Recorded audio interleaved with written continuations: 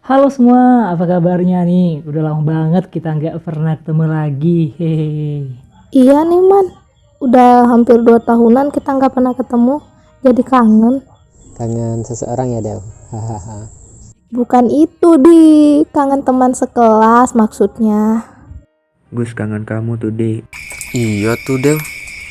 Kalian ngomongnya apa sih? Lihat nih aku, kalau aku sih kangen makan gorengan 5, bayarnya 2. Hahaha. Udah, jangan ribut. Kita kan mau bahas tentang tugas kita loh, yang sama Bang Dwi. Iya tuh, dengerin kata Desri. Iya maaf deh. Ada yang ingat gak materi kita tuh yang mana? Kan kita kelompok 1 tuh Ban. Berarti materi kita tuh tentang peradaban lembah sungai Efrat dan Tigris atau Mesopotamia. Ya betul tuh. Di dalam materi kita juga terbagi menjadi 3 bagian lagi. Yang pertama ada mulai dari pengertian, masa perkembangan, serta kondisi alam dan sosial.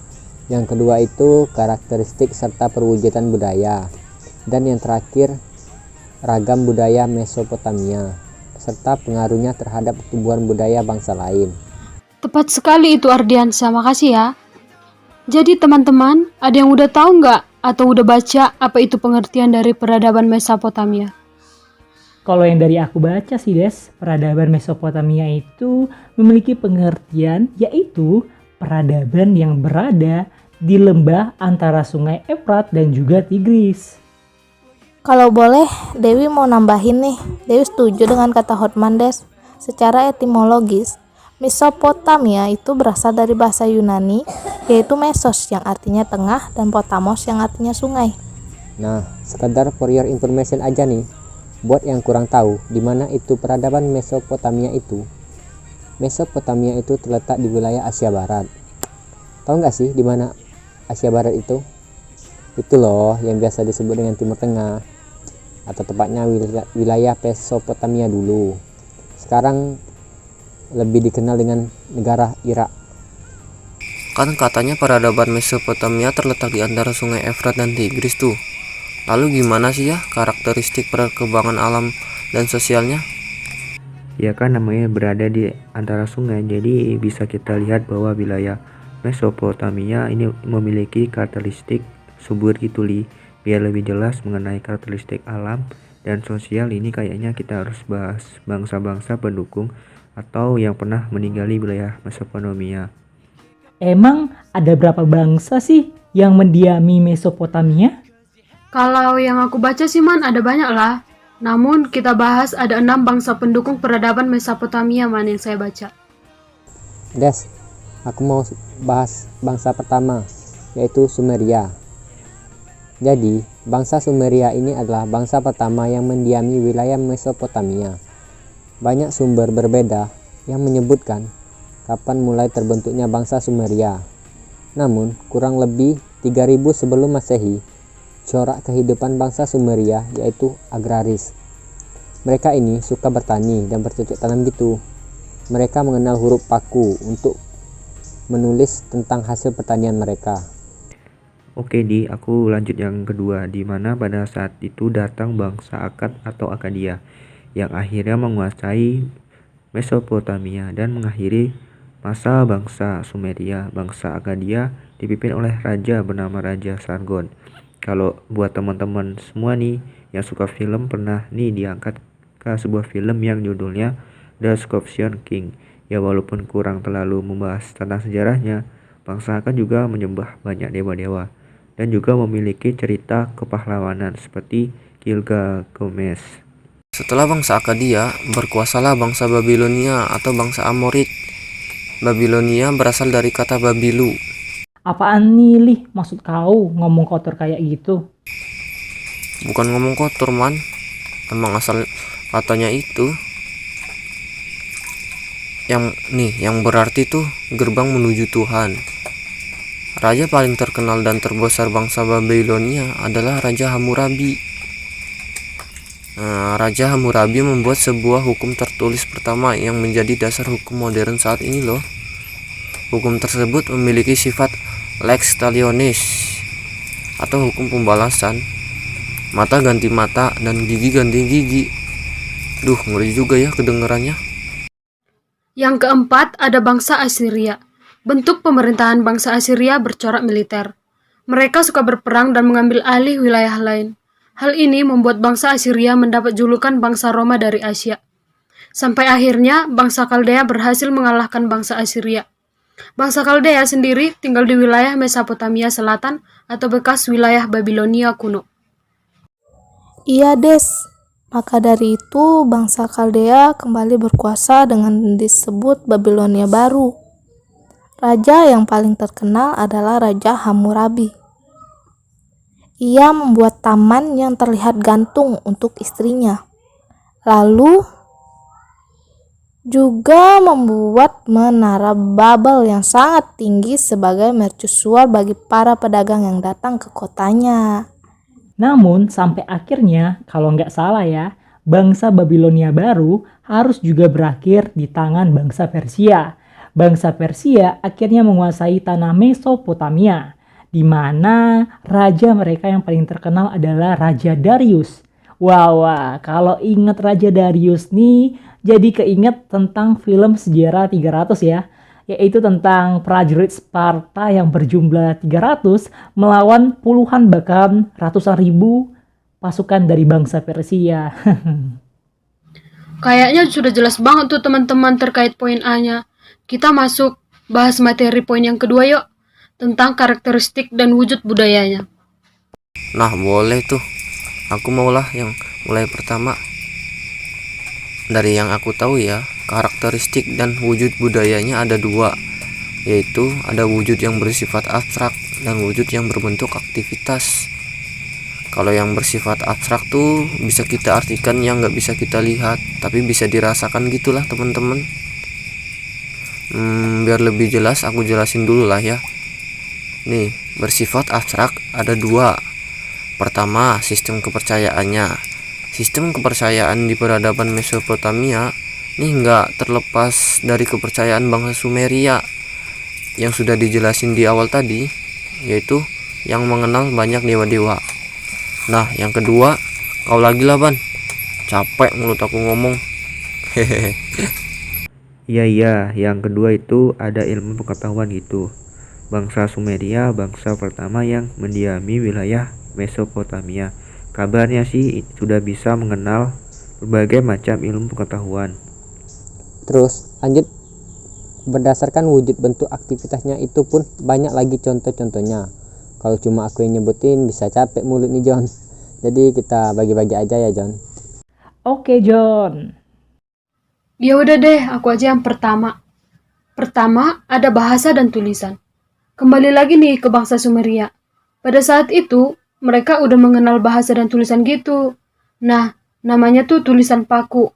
Hal ini terus berlanjutlah ke bangsa-bangsa setelah Sumeria. Contohnya, bangsa Babilonia yang menuliskan hukum-hukum di sebuah prasasti gitu.